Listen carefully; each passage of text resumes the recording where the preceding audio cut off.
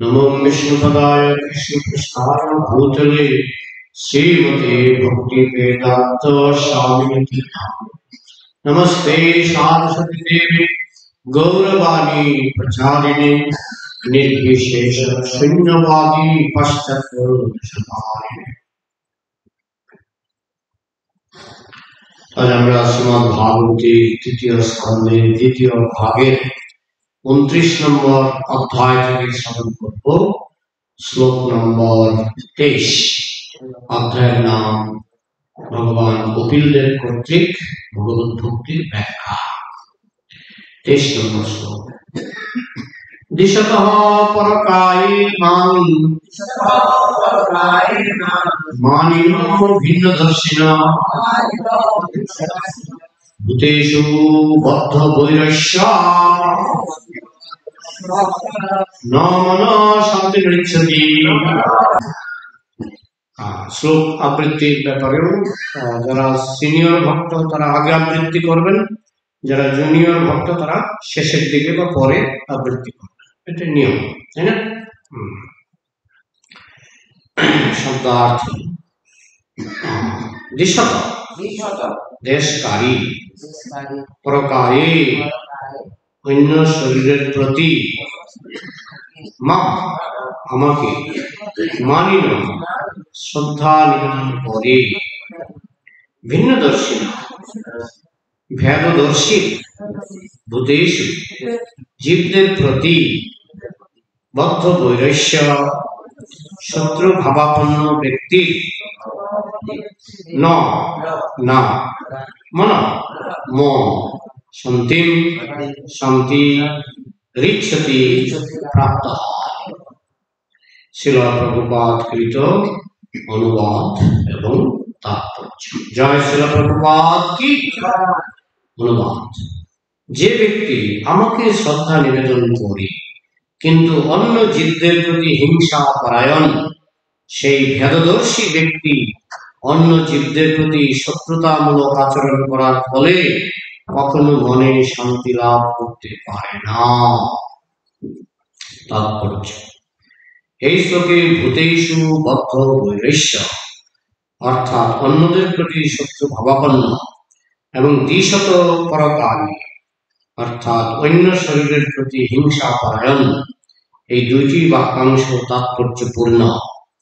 যে ব্যক্তি অন্যদের প্রতি হিংসা পরায়ণ অথবা বৈরী ভাবাপন্ন, সে কখনো সুখী হতে পারে না।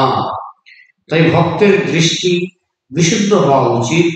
তার কর্তব্য দেহের উপাধি উপেক্ষা করে কেবল পরমেশ্বর ভগবানের বিভিন্ন অংশ এবং পরমাত্মা রূপে বিরাজমান ভগবানের স্বীয় অংশকে দর্শন করা, সেটি হচ্ছে শুদ্ধ ভক্তের দৃষ্টি।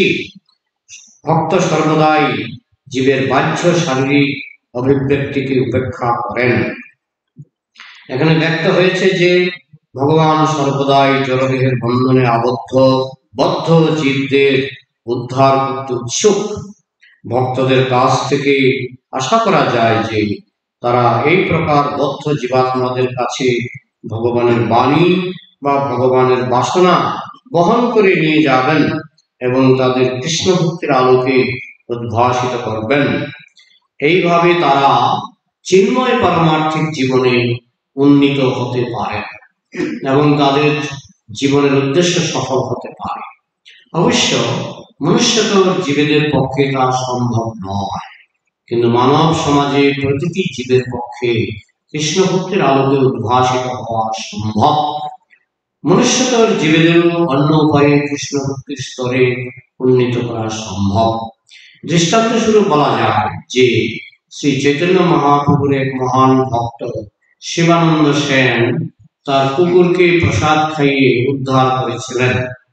ভগবানের প্রসাদ বিতরণের ফলে অজ্ঞ জনসাধারণ এমনকি পশুরা পর্যন্ত কৃষ্ণ ভক্তির স্তরে উন্নীত হওয়ার সুযোগ পায়। বস্তুত শিবানন্দ সেনের সেই কুকুরটি যখন পুরীতে শ্রী চৈতন্য মহাপ্রভুর দর্শন লাভ করে তখন সে ভববন্ধন থেকে মুক্ত হয়েছিল। এখানে বিশেষভাবে উল্লেখ করা হয়েছে যে ভক্তকে সমস্ত হিংসা জীবহিংসা থেকে মুক্ত হওয়া অবশ্য কর্তব্য। শ্রী চৈতন্য মহাপ্রভু নির্দেশ দিয়েছেন যে ভক্ত যেন কখনো কোনো জীবের প্রতি হিংসা না করে। কখনো কখনো প্রশ্ন করা হয়, শাকসবজিরও যেহেতু প্রাণ রয়েছে, তাই ভক্তরা যখন শাকসবজি আহার করে তার ফলে কি হিংসা হয় না? প্রথমত, পাতা, ডাল অথবা ফল কোনো গাছ থেকে সংগ্রহ করা হলে সেই গাছ থেকে হত্যা করা হয় না। আর তাছাড়া জীবহিংসার অর্থ হচ্ছে প্রতিটি জীব যদিও নিত্য, তবু তার পূর্বকৃত কর্ম অনুসারে তাকে বিশেষ শরীর ধারণ করতে হচ্ছে। এইভাবে সে ক্রমশ তার চরম লক্ষ্যের দিকে এগিয়ে চলেছে। তার সে অগ্রগতির পথে বিঘ্ন সৃষ্টি করা উচিত নয়। ভক্তকে ভক্তি সম্বন্ধীয় সমস্ত বিধি যথাযথভাবে পালন করতে হয় এবং তার এটিও জানা কর্তব্য যে জীব যতই ক্ষুদ্র হোক না কেন, তার অন্তরে ভগবান বিরাজ করছেন। ভগবানের এই সর্বব্যাপকতা উপলব্ধি করা ভক্তের অবশ্য কর্তব্য।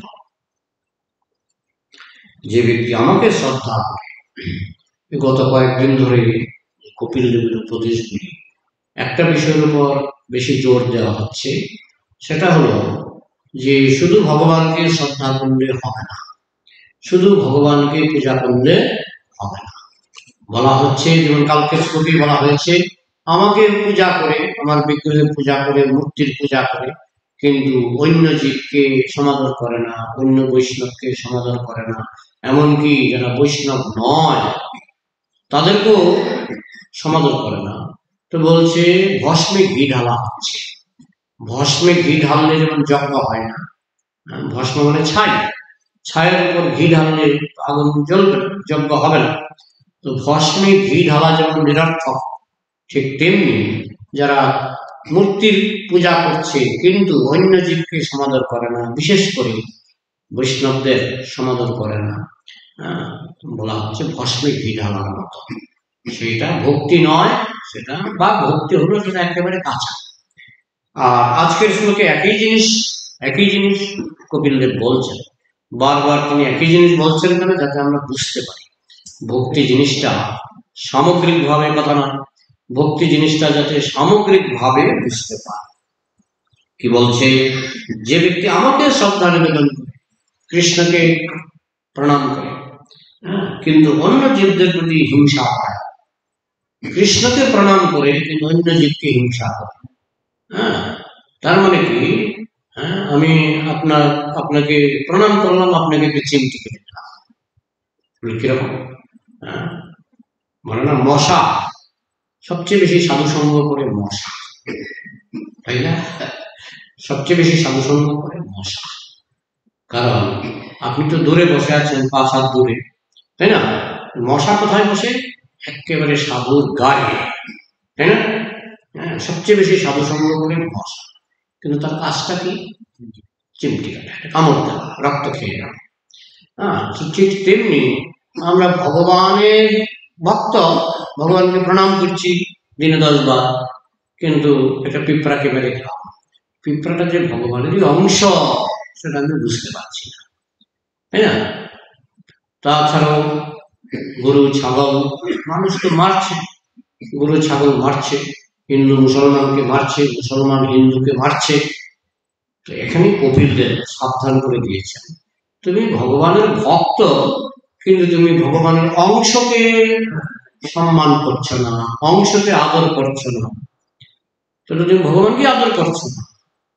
তুমি যদি ভগবানের অংশকে ঘৃণা করো আর ভগবানকে ভালোবাসো, তো এটা তো ভগবানকে ঘৃণা করা হয়ে গেল, কারণ এরা তো সব ভগবানের অংশ।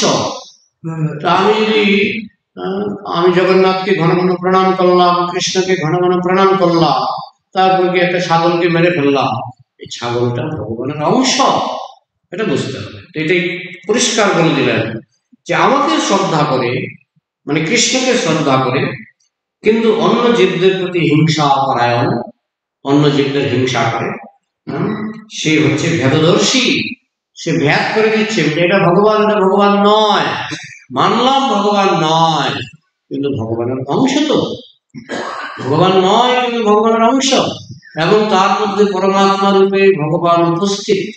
প্রতিটি জীবের মধ্যে পরমাত্মা রূপে ভগবানের যে অংশ বিস্তার, প্রতিটি জীবাত্মার সঙ্গে পরমাত্মা রয়েছেন। তাই আমি যদি ভগবানকে ভালোবাসি, তার অংশকেও ভালোবাসবো। হ্যাঁ, আমি যদি বলি আপনাকে আমি ভালোবাসি কিন্তু আপনার হাতটাকে আমি ভালোবাসি না, সুতরাং হাতটা আমি কেটে ফেলবো, এটা কিরকম ভালোবাসা? তো সবই হচ্ছে ভগবানের অংশ। এটা যে বুঝতে পারে না তাকে বলা হয় ভেদদর্শী। কি বলা হচ্ছে? ভেদদর্শী। এবং অন্য জীবদের প্রতি শত্রুতামূলক আচরণ করার ফলে কখনো মনে শান্তি লাভ করতে পারে না। কেন যে মানুষ মনে শান্তি পায় না, তার উত্তর এখানে দেওয়া হয়েছে।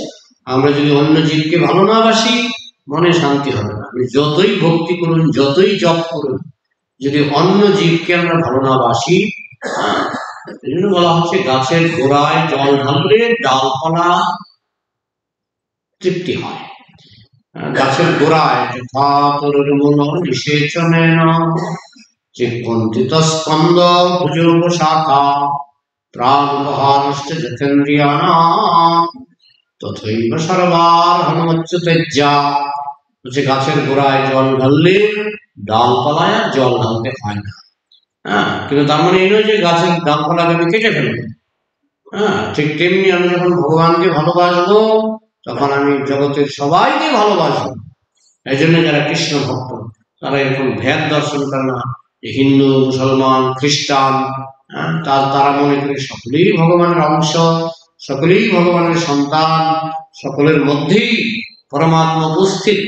একটা পিঁপড়ার মধ্যেও পরমাত্মা উপস্থিত, হিন্দুর মধ্যে যেমন পরমাত্মা উপস্থিত, একজন মুসলমানের মধ্যেও পরমাত্মা উপস্থিত।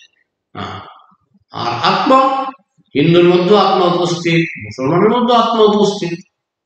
সুতরাং আত্মা হচ্ছে ভগবানের অংশ। মমৈবাংশ জীব লোকে জীবভূত সনাতন ষষ্ঠানীন্দ্রিয়াণি প্রকৃতি স্থানে বর্ষতি। বলছেন এই জগতে যত জীব আছে সবই হচ্ছে আমার অংশ। সুতরাং পূর্ণকে ভালোবাসলে অংশকে তো ভালোবাসতেই হবে। আমি যদি পূর্ণকে ভালোবাসি, তাহলে তো অংশকে ভালোবাসতেই হবে। ইংরেজিতে একটা প্রবাদ আছে, if you want to love me then love my dog, if you want to love me then love my dog. তুমি যদি আমাকে ভালোবাসো, তাহলে আমার কুকুরটাকে ভালোবাসো। তো আমরা যদি ভগবানকে ভালোবাসি, তাহলে ভগবানের যা কিছু, আর সংসারের সবকিছুই ভগবানের। কোনটা ভগবানের নয়? সবকিছুই ভগবানের। আমরা যদি ভগবানকে ভালোবাসি, অন্য জীবকেও ভালোবাসতে হবে, এবং ভেদ দর্শন করা চলবে না। যেটা ভগবান, এটা ভগবান নয়। অয়ং নিজ পরমেতি গণনা লঘুচেতসাম উদারচরিতনাম তু বসুধৈব কুটুম্বকম। এই লোকটি আমার নিজের লোক, এই হিন্দু। আরো আরো অনেক সংকীর্ণ চেতা লোক আছে। কিরকম? এই লোকটি হিন্দু, এই লোকটির টাইটেল সেন, আমিও সেন। এই লোকটির টাইটেল গুপ্ত, আমিও গুপ্ত। তো তাই না, আমরা ঠিক আছে। কিন্তু বৈষ্ণবের দর্শন এটা নয়। বৈষ্ণব সমদর্শী। শুনি চৈব সপাকে চ পণ্ডিতা সমদর্শিনা বিদ্যা বিনয় সম্পন্নে ব্রাহ্মণে গভীহস্তিনী। শুনি চৈব সপাকে চ পণ্ডিতা সমদর্শিনা। একজন পণ্ডিত, তিনি জানেন, একজন বিদ্বান ব্রাহ্মণ, তিনিও কৃষ্ণের অংশ। বিদ্যা বিনয় সম্পন্নে ব্রাহ্মণে গভীহস্তি, এটা গাভী কৃষ্ণের অংশ। হস্তি মানে হাতি, কৃষ্ণের অংশ। তারপরে শুনি চৈব মানে কুকুর, কৃষ্ণের অংশ। সপাক, সপাক মানে চন্ডাল, কুকুর মাংস খায়, সেও কৃষ্ণের অংশ। সবকিছুর মধ্যেই তিনি কৃষ্ণের অংশ দর্শন করেন বলে ভেদ দর্শন, ভেদ দর্শন তার হয় না। অচিন্ত ভেদাভেদ। কৃষ্ণ আলাদা আছেন, আবার সবকিছুই কৃষ্ণের অংশ। অংশের মধ্যে তিনি হারিয়ে যান না। একটা কাগজ আমি যদি অংশ করি, একটা কাগজকে 10 টুকরা করলে কাগজটা পাওয়া যাবে? পাওয়া যাবে। কৃষ্ণ সেরকম নয়। কাগজটাকে 10 টুকরা করলাম, আজ তো কাগজ তো আছে। এটা কি করে সম্ভব? চিন্তা তোমার ব্রেনে করা না। আমি কাগজটাকে 10 টুকরা করার পরেও কাগজটা আছে। এটাই কৃষ্ণের স্বরূপ। কৃষ্ণ থেকে অসংখ্য জগৎ, অসংখ্য গ্রহ নক্ষত্র, অসংখ্য ব্রহ্মাণ্ড, অসংখ্য জীব, অসংখ্য অনুপরমাণু নির্গত হচ্ছে, কিন্তু কৃষ্ণ আছে। এমন নয় যে অসংখ্য পরমাণুর মধ্যে কৃষ্ণ হারিয়ে গেছে, অসংখ্য অংশের মধ্যে কৃষ্ণ হারিয়ে গেছে, এমন না। একটা কাগজ তার অংশের মধ্যে হারিয়ে যায়, কিন্তু কৃষ্ণ তার অংশের মধ্যে হারিয়ে যায় না। এই জন্য বলা হচ্ছে ভেদ অভেদ অচিন্ত। অচিন্ত মানে চিন্তা করে পাওয়া যায় না, ব্রেনে কোলাবে না। কারণ আমরা দেখি, ব্রেনে দেখি একটা কাগজকে 10 টুকরা করলে কাগজটা হারিয়ে গেল, তাই না? ওই কাগজটা তো নেই। হ্যাঁ, কিন্তু কৃষ্ণের ক্ষেত্রে সেরকম না। কৃষ্ণ থেকে 10 টুকরা কেন, অনন্ত কোটি টুকরা বেরিয়ে আসলেও কৃষ্ণ থাকে। কৃষ্ণের কোনো কমতি নাই, ঘাটতি নাই। পূর্ণমদঃ পূর্ণমিদং পূর্ণাৎ পূর্ণমুদচ্যতে পূর্ণস্য পূর্ণমাদায় পূর্ণমেবাবশিষ্যতে। তাই ভক্ত কখনো ভেদ দর্শন করেন না। তিনি জানেন সবই কৃষ্ণের অংশ, তাই তিনি কোনো জীবের প্রতি হিংসা করেন না। হ্যাঁ, এবং জীবদের প্রতি শত্রুতামূলক আচরণ করার ফলে কখনো মনে শান্তি লাভ করতে পারে না। আমরা যদি মনে করি যে আমার শত্রু, মুসলমান আমার শত্রু, খ্রিস্টান আমার শত্রু, মনে শান্তি হবে না, মনে শান্তি হবে না। এই চলছে আজকাল ধর্মের নামে দাঙ্গা, এরা কি মনে শান্তি পায়? এখানে কপিলদেব বলছেন এরা যাই করুক মনে শান্তি পাবে না। এই শ্লোকে ভূতেষু বদ্ধ বৈরস্য, অন্যদের প্রতি শত্রুভাব, এবং দ্বিশত পরকারী, অন্য শরীরের প্রতি হিংসা। বলো না কেটে ফেলো, কেটে ফেলো। এই দুইটি বাক্যাংশ তাৎপর্যপূর্ণ। যে ব্যক্তি অন্যদের প্রতি হিংসা পরায়ণ অথবা বৈরী ভাবাপন্ন, সে কখনো সুখী হতে পারে না। কলিযুগের মানুষের প্রধান বৈশিষ্ট্য হচ্ছে তারা অন্যকে কষ্ট দিয়ে নিজে সুখী হতে চায়। অন্যকে কষ্ট দিয়ে নিজে সুখী হওয়া যায়? যায় না। জীবের ধর্মই হচ্ছে প্রেম, জীবের ধর্ম হচ্ছে প্রেম। যখন সেই ধর্ম ব্যাহত হবে তখন সে শান্তি পাবে না। তো সে কখনো সুখী হতে পারে না। তাই ভক্তের দৃষ্টি বিশুদ্ধ হওয়া উচিত। তার কর্তব্য দেহের উপাধি উপেক্ষা করে, দেহ নারী পুরুষ, এ হিন্দু মুসলমান, এ সুন্দর এ কুৎসিত, এ কালো এ সাদা।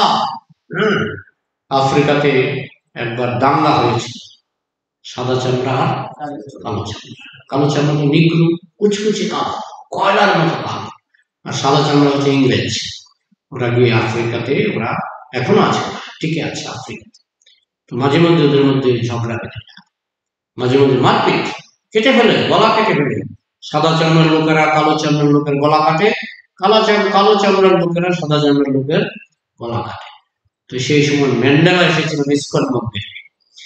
ইস্কন মন্দিরে দেখছে তারা কালো চামড়া সাদা চামড়া একসঙ্গে বসে প্রসাদ পাচ্ছে, একসঙ্গে বসে প্রসাদ পাচ্ছে। ম্যান্ডেলার নাম শুনেছেন? হ্যাঁ, নেলসন ম্যান্ডেলা। আশ্চর্য ব্যাপার, সারা আফ্রিকাতে কালো চামড়া সাদা চামড়ার মধ্যে দাঙ্গা চলছে, একজন একজনকে কেটে ফেলছে। তোমাদের এই মন্দিরে আমি দেখছি তোমরা একসঙ্গে প্রসাদ পাচ্ছ, কি করে সম্ভব? এইটাই হচ্ছে কৃষ্ণ চেতনা, এটাই হচ্ছে কৃষ্ণ চেতনা। আমি ত্রিপুরায় ছিলাম, তখন ত্রিপুরাতে পাহাড়ি বাঙালি দাঙ্গা, কেটে ফেলেছে, গলা কেটে ফেলেছে পাহাড়ি বাঙালি। আর আমাদের মঠে পাহাড়ি বাঙালি, আমরা একসঙ্গে প্রসাদ খেতাম, একসঙ্গে কীর্তন করতাম। নিরাপদ, কোনো চিন্তা নেই। পাহাড়িও আছে, বাঙালিও আছে, একসঙ্গে কীর্তন করা, একসঙ্গে প্রসাদ পাওয়া চলছে। তাহলে ইস্কনে দেখবেন সাদা চামড়া কালো চামড়া একসঙ্গে থাকে, পাহাড়ি বাঙালি একসঙ্গে থাকে। কিসের ভিত্তিতে সম্ভব? কিসের ভিত্তিতে সম্ভব? সেটা হচ্ছে কৃষ্ণ ভক্তি। আসল কৃষ্ণ ভক্তি মানে সমস্ত জীবকে সমজ্ঞান করা, সবই কৃষ্ণের অংশ, সেটা বুঝতে পারা। সেটা যদি বুঝতে না পারি তাহলে কৃষ্ণ ভক্তি করে, এখানে বলা হচ্ছে, আগের শ্লোকে বলা হচ্ছে ভস্মে ঘি ঢালা, আর আজকের শ্লোকে বলা হচ্ছে সে মনে শান্তি পাবে না, মনে শান্তি পাবে না। আমি একটা ছেলেকে দেখেছি, সে খুব হিংসুটে ছিল, সবাইকে সে খুব অত্যাচার করত। আমাকে একবার, আমি ছোট ছিলাম, আমাকে একবার এমন অত্যাচার করেছে, মানে আমাকে ধরে একেবারে অনেক আঘাত করেছে বিনা কারণে, বিনা কারণে। তো ছেলেটা, আমি পরে শুনলাম ছেলেটা আত্মহত্যা করেছে, আত্মহত্যা। তো কি তার মানে কি, তার মনে শান্তি ছিল না। যারা এসব করে না, অন্যকে কষ্ট দেয়, তারা ভাবতে পারে যে আমি অন্যকে কষ্ট দিয়ে শান্তি পাবো, পাবে না, পাবে না। হয় সে আত্মহত্যা করবে, না হয় সে জীবন মৃত। জীবন মৃত মানে ওই বেঁচে মরে থাকার মতো। হ্যাঁ, বেঁচে আছে, শ্বাস নিচ্ছে, কিন্তু মৃত। মৃত মানে মনে শান্তি নাই। হ্যাঁ, এটাই বলা হচ্ছে। হ্যাঁ, তাই ভক্তদের দৃষ্টি বিশুদ্ধ হওয়া উচিত। তার কর্তব্য দেহের উপাধি উপেক্ষা করে কেবল পরমেশ্বর ভগবানের বিভিন্ন অংশ এবং পরমাত্মা রূপে বিরাজমান ভগবানের স্বীয় অংশকে দর্শন করা। দৃষ্টি স্বভাব জনিত বপুশ্রেষ্ঠ দোষ ন প্রাকৃতত্ব ভক্ত জনস্য পশ্চাৎ গঙ্গম বসান্ন খলু বুদ্বুদ ফেন পঙ্কই ব্রহ্ম দ্রবত্ব উপগচ্ছতি নিরধর্মই। বলা হচ্ছে যে গঙ্গার জল, অনেক সময় আমি যখন মায়াপুরে ছিলাম, গঙ্গার জলের উপর দিয়ে মরা গরু ভেসে যায়। একদিন দেখছি একটা মরা মানুষ ভেসে যাচ্ছে, তার উপরে একটা কাক বসে ঠুকর দিচ্ছে। আচ্ছা, জলটা খাওয়া যায়? বলুন, গঙ্গা নদীর জলটা খাওয়া যায় কিনা? লোকে নিচ্ছে, লোকে জানে এটার ভিতর দিয়ে মরা গরু, মরা ছাগল, মরা মানুষ ভেসে যায়, লোকে জানে। তারপর বালতি ভরে ভরে, জার ভরে ভরে গঙ্গা জল নিয়ে আসে। তারপরে একটু জলটাকে একদিন রাখি। গঙ্গার জলের একটা বৈশিষ্ট্য হচ্ছে, আপনি একদিন দুদিন ঘরে রাখবেন, পরিষ্কার। যত ঘোলা জল নিয়ে আসেন গঙ্গা থেকে, এক দুদিন ঘরে রাখলেই পরিষ্কার। এবং সেই উপর থেকে জলটা অনেকে খায়, অনেকে রান্না করে। কিন্তু গঙ্গার জলে মরা গরু, মরা মানুষ ভেসে গেছে, ভেসে যায়। আবার অনেক জায়গায়, হিন্দুরা করে না এটা, অনেক জায়গায় এই গঙ্গার উপরে ইয়ে বানায়, বাঁশের ল্যাট্রিন, বাঁশের টাট্টি, টাট্টি মানে পায়খানা, গঙ্গার জলে মিশে যায়। করে অনেকে, করে। তো সরকার একটা আইন করে দিয়েছিল, গঙ্গা জলে কেউ যদি থুতু ফেলে তাহলে কত 500 টাকা জরিমানা। জানো, আইনটা এখন আছে, কেউ যদি গঙ্গা জলে থুতু ফেলে তাহলে 500 টাকা জরিমানা। তো যাই হোক, গঙ্গা জলে তো অনেক অত্যাচার হচ্ছে, কিন্তু তারপরেও তো মানুষ গঙ্গা জলকে সম্মান করে, গঙ্গা জল পান করে, করে তো ঠিক সেরকম। হ্যাঁ, তো অনেক সময় বৈষ্ণবের দেখা যেতে পারে যে কারো হয়তো চোখ নাই, কারো হয়তো পা নাই। হ্যাঁ, দৃষ্টি স্বভাবজনিত বপুশ্রেষ্ঠ দোষ। বপু মানে দেহ, দেহের মধ্যে অনেক সময় বৈষ্ণবের দোষ থাকে। কারো হয়তো পা নাই, কারো হাত নাই। আমাদের মায়াপুর একজন বৈষ্ণব আছে, তার দুটো হাতই নাই, কিন্তু বৈষ্ণব। হ্যাঁ, দুটো হাতই নেই। সে কিভাবে খায়, কিভাবে জপ করে, দেখলে আপনি অবাক হয়ে যাবে। হ্যাঁ, আমি দেখেছি একদিন প্রসাদ খাচ্ছে, পা দিয়ে চামচ, একটা চামচ ধরেছে পা দিয়ে, সেই চামচ দিয়ে প্রসাদ তুলে তুলে সে খাচ্ছে। হাত নেই, কি করবে? হাত নাই, আর তার এমন পয়সা নাই যে কর্মচারী রেখে খাইয়ে দাও। হ্যাঁ, এরকম লোকও নাই তার। তো সে ওই পা দিয়ে চামচটা ধরেছে, চায়ের চামচ ধরে প্রসাদ খাচ্ছে। তো বলছে অনেক সময় বৈষ্ণবের এরকম দেহ থাকতে পারে, তাদের চোখ নাই। অন্ধ বৈষ্ণব আছে না, বিল্লমঙ্গল ঠাকুর, বিল্লমঙ্গল ঠাকুর অন্ধ, অন্ধ ছিলেন। তারপর আরেকজন কে যেন ছিলেন অন্ধ, সুরদাস, সুরদাস অন্ধ ছিলেন। হ্যাঁ, তো এরকম বলছে দৃষ্টি স্বভাব জনিত বপুশ্রেষ্ঠ দোষে অনেক সময় বৈষ্ণবের দেহে ত্রুটি থাকতে পারে, কিন্তু সেটা নিয়ে নিন্দা করা উচিত নয়। গঙ্গা জলে যেমন মরা গরু, মরা ছাগল, মরা মানুষ ভেসে গেলেও মানুষ যেমন গঙ্গা জলকে শ্রদ্ধা করে, সম্মান করে, পান করে, তো ঠিক সেরকম বৈষ্ণবের শরীরে ত্রুটি থাকলেও সেটা নিয়ে উপেক্ষা করা উচিত নয়, অশ্রদ্ধা করা উচিত নয়। হ্যাঁ, শুধু কি বৈষ্ণব, হ্যাঁ, পশু পাখি পর্যন্ত, হ্যাঁ, তাদেরকে আমাদের গুরুত্ব দেওয়া উচিত যে সকলেই ভগবানের অংশ। পশু প্রেমিক, হ্যাঁ, পশু প্রেমিক। হ্যাঁ, কৃষ্ণ ছিলেন কৃষি, গোরক্ষা, বাণিজ্য, বিশ্বকর্ম সমাজ। কৃষ্ণ গরুকে খুব ভালোবাসতেন। নমো ব্রাহ্মণ দেবায় গো ব্রাহ্মণ হিতায়। তিনি গো ব্রাহ্মণ, ফার্স্ট, প্রথমে হচ্ছে গো, তারপরে ব্রাহ্মণ। মানে কৃষ্ণ সবচেয়ে বেশি ভালোবাসতেন গাভীদের। হ্যাঁ, বৃন্দাবনের নিয়ম হচ্ছে কৃষ্ণকে ভোগ লাগাবার আগে, মনে করেন চাপাটি রান্না হলো, কৃষ্ণকে ভোগ লাগাবার আগে 1 পিস 2 পিস গরুকে দিতে হয়। বৃন্দাবনের নিয়ম। বৃন্দাবনে গেলে দেখবেন একটা কৃষ্ণকে ভোগ লাগাবার আগে, এটা নাকি কৃষ্ণের ইচ্ছা যে আমি খাওয়ার আগে গরু খাবে। হ্যাঁ, তার মানে বৃন্দাবনে এই রেওয়াজ ছিল। মা যশোদা কৃষ্ণকে খাওয়ানোর আগে গরুকে খাওয়াতো, তারপরে কৃষ্ণকে খাওয়াতো।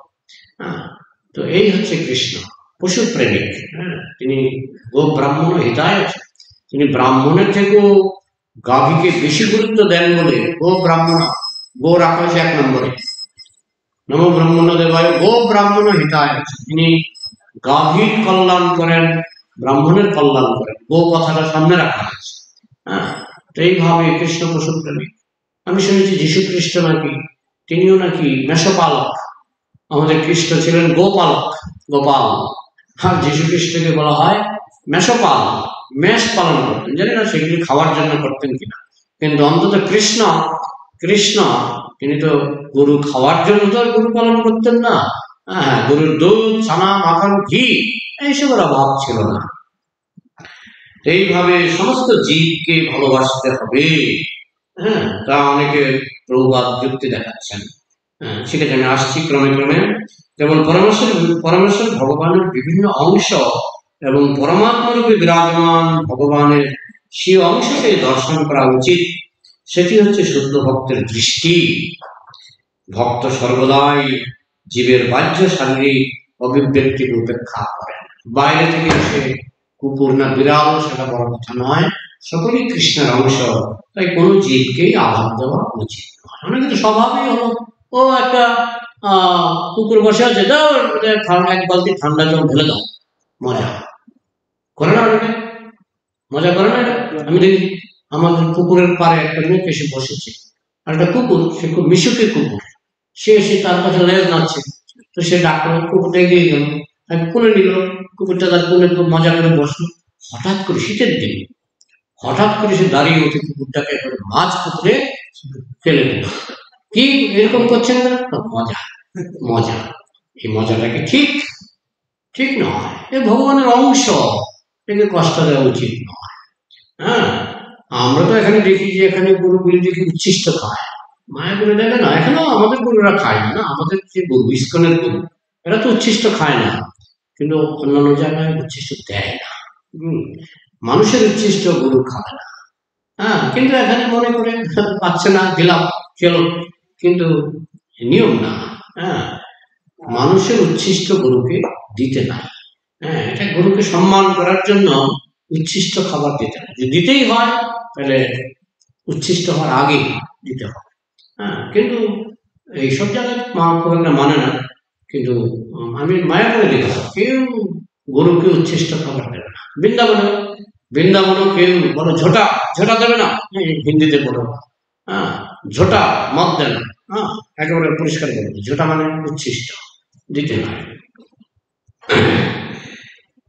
তো ভক্তের দৃষ্টি, ভক্ত সর্বদাই জীবের বাহ্য শরীরের অভিব্যক্তি উপেক্ষা করেন। বাইরের দিকে তোমার কি কুকুরের পোশাক না মানুষের পোশাক, সেটা ভক্ত অত গুরুত্ব দেন না। হ্যাঁ, চৈতন্য মহাপ্রভু শিবানন্দ সেনের কুকুরকে উদ্ধার করেছিলেন। শিবানন্দ সেনের কুকুর ওই যখন নবদ্বীপ থেকে দলে দলে বৈষ্ণব তারা যেতেন পুরীতে রথযাত্রার সময়, তো শিবানন্দ সেনের একটা কুকুর ছিল। তখনকার দিনে তো আর রেলগাড়ি ছিল না, তো পায়ে হেঁটে যেতে হতো। হ্যাঁ, যেতে আসতে 4 মাস, আর থাকতেন 2 মাস। কয় মাস? 6 বছরের 6 মাস ওদের এইভাবে কেটে যেত। পুরীতে যেতে 4 মাস, আসতে 4 মাস, আর থাকতেন সেখানে 2 মাস। এইভাবে 6 মাস, 2 মাস যাওয়া আসা 6 মাস টোটাল, 6 মাস টোটাল, সেখানে থাকতেন 2 মাস, 6 মাস এইভাবে কেটে যেত। আর 6 মাস তারা থাকতেন নবদ্বীপে। এই ছিল তাদের জীবন। একটা পরিবার কিভাবে চলে, কিন্তু তারা মহাপ্রভুগত প্রাণ। তো সেই সময় শিবানন্দ সেনের একটা কুকুর তার পেছনে পেছনে যেতেন। নৌকায় উঠলে শিবানন্দ সেনের কুকুরটাও নৌকায় উঠত। হ্যাঁ, তো একদিন মহাপ্রভু বসে আছেন, মহাপ্রভু হাতে ছিল নারকেল প্রসাদ। তো মহাপ্রভু শিবানন্দ স্বামী কুকুরটাকে দেখে একটা নারকেল দিলেন, নারকেল খেলো, কুকুরটা খেলো। তারপরে একটা নারকেল খাওয়ার পরে কুকুরটাকে আর দেখা যাচ্ছে না। তো সবাই খোঁজ করছে কুকুরটা গেল কোথায়, কুকুরটা আর তো সবাই বুঝতে পারলো যে কুকুরটার গোলক প্রাপ্তি হয়েছে। কেন? মহাপ্রভুর হাতে, স্বয়ং ভগবানের হাতে নারকেল খেয়েছে, নারকেল প্রসাদ। হ্যাঁ, এই জন্য ওই পশুদেরকে আপনি ভাগবত পাঠ করলে পশুরা বুঝবে না, কিন্তু তাদেরকে যদি একটু প্রসাদ দেওয়া যায়, হ্যাঁ, যেমন একটা কচ্ছপ ছিল, একটা এখন পুকুরের মধ্যে একটা কচ্ছপ ছিল, একজন বৈষ্ণব প্রসাদ পাওয়ার পরে গিয়ে মুখ ধুয়েছে, কুলকুচি করেছে, সেই কচ্ছপটা এসে সেই কুলকুচির যে উচ্ছিষ্ট, কচ্ছপ খেতে পারে, কচ্ছপ খেয়ে নিয়েছে, পরের জন্মে তার ভালো বৈষ্ণব করে তার জন্ম হয়ে গেল। তো এইভাবে পশু পাখি এদেরকে আমরা বক্তৃতা দিলে, ভাগবত পাঠ করলে কিছু বুঝবে না, কিন্তু এদেরকে যদি প্রসাদ দেওয়া হয়, এমনকি শিশু, আমি মায়াপুরে একটা সভাতে ছিলাম, সভাতে একজন মোটামুটি যুবক, হ্যাঁ, উনি প্রভুপাদের দর্শন পেয়েছেন, তো বলছে আমি কি করে ভক্ত হলাম। বলছে আমি যখন ছোট্ট শিশু ছিলাম, কত 3-4 বছরের শিশু, তখন প্রভুপাদ আমাদের দেশে গিয়েছিলেন, তখন আমি তো প্রভুপাদ কি বক্তৃতা দিচ্ছেন আমি কিছুই বুঝি না, কিন্তু বক্তৃতার পরে এক থালা প্রসাদ, রসগোল্লা, পুরি, হালুয়া নিয়ে প্রভুপাদ বসেছেন, সবার আগে দিয়েছেন শিশুদের, সবার আগে শিশুদেরকে প্রসাদটা দিয়েছেন। সেই সময় আমি প্রভুপাদের হাত থেকে এরকম একটা রসগোল্লা পেয়েছিলাম, আর আমি মনে মনে ভাবছিলাম লোকটা তো ভালো, বাচ্চা তো তাই না, রসগোল্লা পেলে ভালো, লোকটা ভালো, লোকটা তো ভালো, ওই যে এইটুকুই বুঝেছি। তারপর অনেক বড় হয়ে কলেজে পড়াশোনা করার পরে আমার সেই কথা মনে পড়েছে যে প্রভুপাদের হাতে আমি একটা রসগোল্লা খেয়েছিলাম, তাই আমি আজকে পড়াশোনা শেষ করে আমি আবার ইস্কনে যোগদান করলাম। ওইটা একটা প্রচার, শিশুকে একটু মিষ্টি দেওয়া, প্রসাদ দেওয়া, এটা একটা প্রচার। একটা পশুকে একটু প্রসাদ দেওয়া, এটা একটা প্রচার। হ্যাঁ, এইভাবে পশু এবং শিশু এদেরকে তো আমরা বক্তৃতা দিয়ে বোঝাতে পারবো না, প্রসাদ জিনিসটা, হ্যাঁ, যে প্রভুপাদ যখন আমেরিকায় গেলেন, প্রভুপাদ বক্তৃতা দিতেন বটে, কিন্তু তার আসল অস্ত্র ছিল ইসকন বুলেট। ইসকন বুলেট কি জানেন তো? হ্যাঁ, কালো জাম, যে গোলাপ জাম লম্বা লম্বা করে বানাতেন, নিজে হাতে বানাতেন। ওই বিদেশে পাউডার দুধ খুব সহজে পাওয়া যায়, প্রভুপাদ পাউডার দুধ দিয়ে কালো জাম বানাতেন, একেবারে গামলা ভর্তি, গামলা ভর্তি। এবং প্রভুপাদ বলতেন নিবেদন হয়ে গেছে, তোমরা যখন খুশি ওখান থেকে নিজে হাতে তুলে নিয়ে খাও। তো ভক্তরা পাঠ শুনতো, মাঝে মাঝে টুক করে একটা মুখে দিয়ে দিত। বিদেশি ভক্তরা তো লজ্জার সরম একটু কম এইসব ব্যাপারে, হ্যাঁ, এই মাঝে মধ্যে একটা দুটো খেয়ে দিত। হ্যাঁ, তো এইসব প্রসাদ খেয়ে, আর প্রভুপাদ যে হালুয়া করতেন, এই হালুয়া বলে ইস্কনে আজ অব্দি কেউ পারে না, হালুয়া বেশি খরচ করতেন। হ্যাঁ, প্রভুপাদের একটা বৈশিষ্ট্য ছিল, প্রভুপাদ রান্নাতে খরচ করতেন, খরচ। হালুয়া করতেন মানে কি, আপনি হাতে হালুয়া নিলে এইদিকে ঘি পড়ে যেত, ঘি পড়তো, মানে কি হারে ঘি দিতেন। হ্যাঁ, তো প্রভুপাদ তখন ওনার কৃষ্ণের কৃপা, কোনো অভাব ছিল না, লোকে দিত, লোকে দিত। তো উনি একেবারে এমন ভাবে রান্না করতেন যে দেখে বোঝা যেত যে কার্পণ্য হয়নি, কার্পণ্য হয়নি। হ্যাঁ, তো এইভাবে প্রভুপাদের হালুয়া কি করে হবে, কারণ আমরা তো একটু হলেও কার্পণ্য করবই, পয়সার কারণেই হোক, পয়সার কারণেই হোক, স্বভাবের কারণেই হোক, আমরা প্রভুপাদের মতো আমরা রান্না করতে পারবো না। তার কারণ হলো প্রভুপাদ, তার না ছিল পয়সার অভাব কৃষ্ণের কৃপায়, আর তার মনও ছিল সেরকম, তিনি একেবারে প্রচুর পরিমাণে ঘি দিয়ে রান্না করতেন। তো যার ফলে হালুয়া খেতে একটা অন্যরকম স্বাভাবিক, একটা অন্যরকম স্বাদ। হ্যাঁ, প্রভুপাদ নিবেদন করতেন। হ্যাঁ, তো এইসব হালুয়া খেয়ে কত মানুষ ভক্ত হয়ে গেল, বিদেশি মানুষ হালুয়া খেয়ে ভক্ত হয়ে গেল, গোলাপ জাম খেয়ে ভক্ত হয়ে গেল। প্রভুপাদ তাৎপর্য বলছেন, যারা গীতা ভাগবত বুঝবে না, বক্তৃতা বুঝবে না, হ্যাঁ, এমনকি পশু পাখি, তাদেরকে আমরা ভক্ত বানাতে পারি। হ্যাঁ, প্রেম জিনিসটা কেনা থাকে, আমি সেদিন একটা ইউটিউব ভিডিও দেখলাম, একটা কচ্ছপ, হ্যাঁ, সে ওই তার যে মালিক, সে মালিক তাকে সবসময় খাওয়ায়, যত্ন করে। মালিকের উপরে উঠেছে, মালিকের উপরে উঠে মালিকের কুলে বসে থাকে, দেখাচ্ছে। সিংহ বাঘ মালিককে আলিঙ্গন করে, দেখেছেন এরকম ভিডিও? সিংহ বাঘ মালিককে আলিঙ্গন করে। আমরা হয়তো আলিঙ্গন নেবই না, ভয়ে পালাবো। ওরা আরো ওরা সাহস আছে, ওরা আরো জড়িয়ে ধরে পিঠে হাত বুলিয়ে দেয়। বাঘ কিছু করে না, সিংহ কিছু করে না। প্রেম জীবের স্বভাব, জীবের স্বভাব হচ্ছে প্রেম। জৈব ধর্ম বই আছে, জৈব ধর্ম, যে জীবের ধর্ম কি না প্রেম। এই প্রেম বাঘ ভাল্লুকও বুঝে, এই প্রেম কচ্ছপও বুঝে, সবাই বুঝে।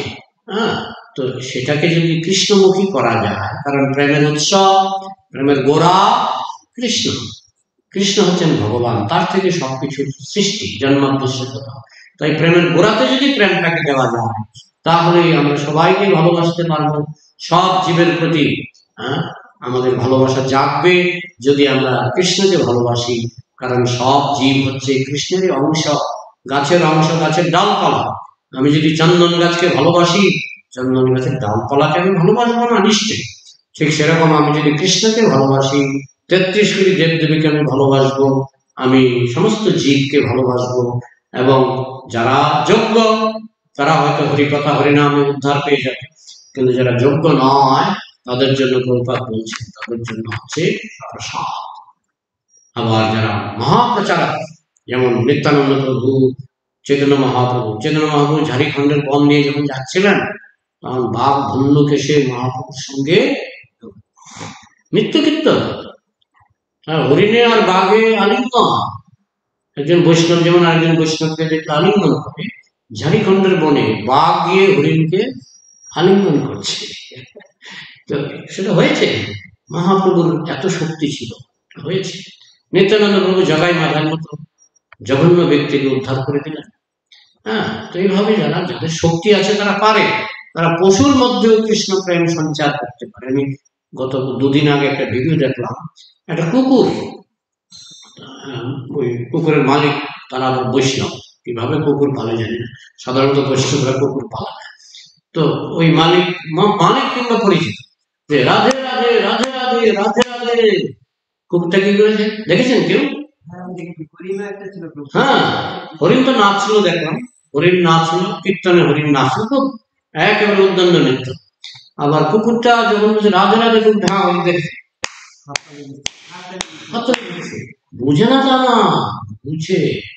হ্যাঁ, হয়তো সে গত জন্ম বৈষ্ণব ছিল, কোনো অপরাধে সে কুকুর হয়ে জন্মেছে, কিন্তু সে হাতটা রয়ে গেছে, সে মুখে বলতে পারছে না রাধে রাধে, কিন্তু হাতে থেকে দিচ্ছে। এগুলো কি নকল ভিডিও না আসল ভিডিও? না, আসল ভিডিও। এগুলো এমন নয় যে মানুষ বানিয়েছে, সত্যি সত্যি কুকুর এরকম করেছে। আমি আরেকটা ভিডিও দেখেছিলাম, একটা কুকুর তুলসী পরিক্রমা করছে। আমি শুধু একা দেখি, দেখি। তারপরে পরিক্রমা হচ্ছে, সঙ্গে সঙ্গে গেল তুলসী পরিক্রমা, ঘুরে ঘুরে ঘুরে ঘুরে। আমি দেখেছি গরু গিয়ে মন্দিরের সামনে প্রণাম করছে। আজকাল ইউটিউবের দৌলতে অনেক কিছু দেখা যায়। হ্যাঁ, তার মানে কি, ভক্তি জিনিসটা, প্রেম জিনিসটা সমস্ত জীবের মধ্যে আছে, কারোর মধ্যে বিকশিত, কারোর মধ্যে সংকুচিত আছে। এটা জীবের ধর্ম, জৈব ধর্ম, এটা সব জীবের মধ্যে আছে।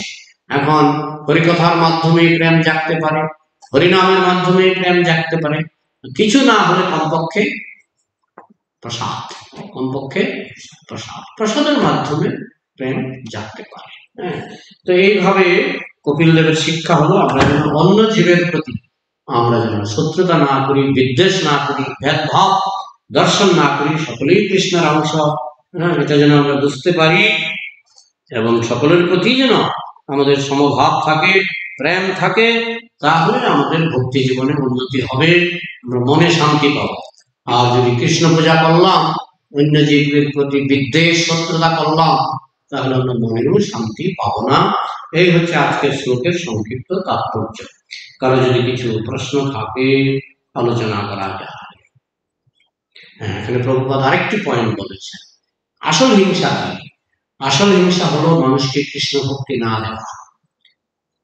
কারণ কৃষ্ণ ভক্তি না দিলে হ্যাঁ, সে নরকে যাবে, সে নরকে যাবে, নরকে গিয়ে কষ্ট পাবে। তাই আসল হিংসা হলো মানুষকে কৃষ্ণ ভক্তি না দেওয়া। এটা প্রভুপাদ ব্যাখ্যা করেন। এটা হচ্ছে আসল হিংসা। হচ্ছে একটা গাছের থেকে যদি আমি একটা ফল খাই, আম গাছের থেকে ফল খাই, আম গাছটা কি মরে? মরে না। সুতরাং আমরা প্রাণী হত্যা করছি না। হ্যাঁ, একটা আম গাছের থেকে ফল খেলে আম গাছটা মরে না। তারপরে প্রভুপাদ বলছেন, কিন্তু সেটাকে যদি তোমরা হিংসা মনে করো, তবে আসল হিংসা হচ্ছে মানুষকে কৃষ্ণ ভক্তি না দেওয়া।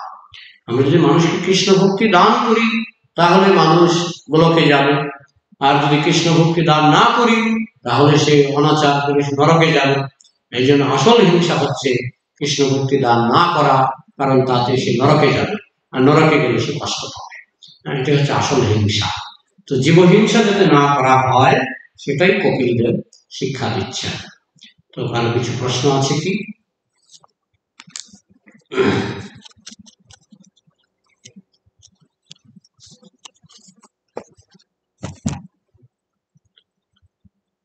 কোন প্রশ্ন নেই? গত 3টা ক্লাস কিন্তু আপনার জন্য, কারণ আপনি পূজারি না। আর সবই বলা হচ্ছে বিগ্রহ পূজা করলে এটা করতে হবে, বিগ্রহ পূজা করলে এটা করতে হবে, বলা হচ্ছে না একটা প্রতিটি শ্লোকে। তাই এটা পূজারীর জন্য বিশেষ শিক্ষণীয় ব্যাপার। ঠিক আছে, তো প্রশ্ন থাকলে বলুন। কোনো কিছু প্রশ্ন নেই? তাহলে রাখছি। হ্যাঁ, একটা শুনেছিলাম যে রাধা রমন রাধাচরণ বাবাজিরা যাওয়ার পরে উত্তাদের বৈষ্ণব সেবা দিয়েছিল, তারা সুন্দর ভাবে বৈষ্ণব মতন পোশাক পেল সব। ভালো। তবে সামর্থ্য থাকলে আগে মানুষ বৈষ্ণবের সেবা, সামর্থ্য থাকলে। হ্যাঁ, তারপরে পরে দেখা যাবে। আচ্ছা, তো বলছি বৈষ্ণবরা তো কুকুর পোষে না, তার সেবানন্দ প্রভু কেন কুকুর পুষতে?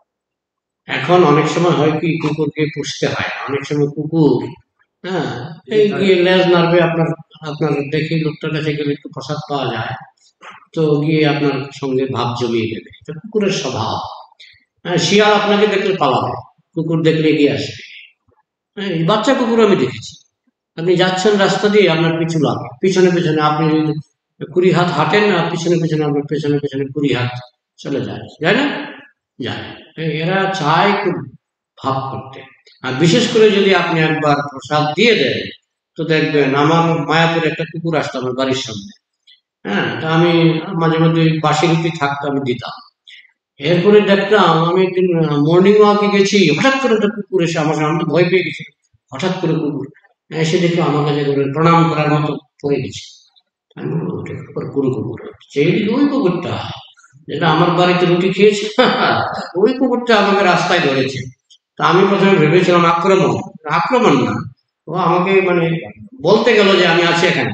হ্যাঁ, যখন পাশে একটা দোকান ছিল, আমার কি মনে হলো আমি একটু বিস্কুট কিনে এটাকে দিলাম। তো যাই হোক, কিন্তু তার মানে এই নয় যে কুকুরটার সঙ্গে আমি ধরাম মহরম করবো। কিন্তু রাস্তাঘাটে দেখা হলে আমার কাছে দৌড়ে আসতো, লেজ মারতো, এই আর কি। হ্যাঁ, হ্যাঁ, ওনার কথাই আমি বলছি, ওনার কথাই বলছি। হ্যাঁ, ওনার কথাই আমি বলছি। উনি মায়াপুরে আসে, হাত নেই, মালা জপ করছে। আমাদের হাত আছে, বুদ্ধি আছে, সব আছে, আর মাল, কিন্তু এই লোকটার হাত নেই, মালা জপ করছে।